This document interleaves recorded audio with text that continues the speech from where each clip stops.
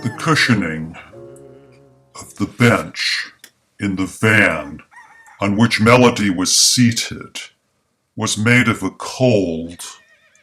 slippery, synthetic, leathery material that either stuck to her thighs or made her body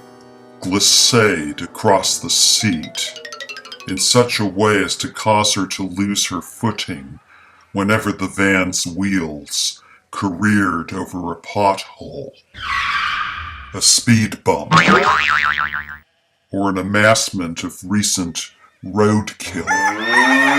the latter contingency of which was by no manner of means unheard of in these parts. Melody could not help but wonder if the seat's upholstery hadn't been lubricated ad interim with some kind of embrocation or unguent, as there was a faint, not quite soapy, yet significantly oily scent of lavender and roses emanating therefrom. More further,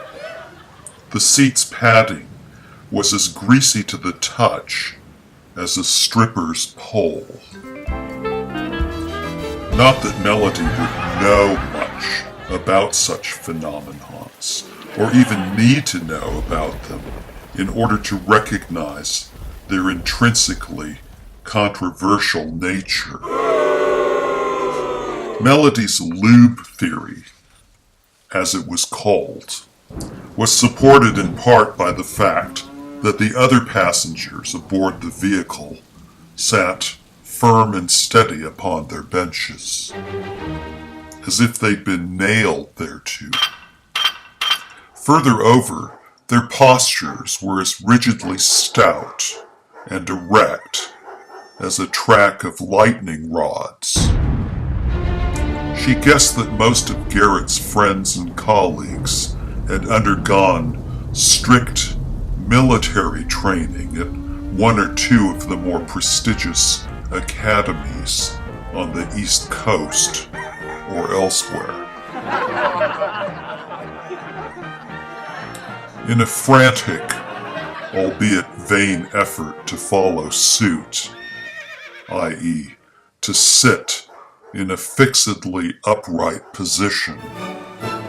in the hopes that she'd be able to sidestep, circumnavigate, or otherwise steer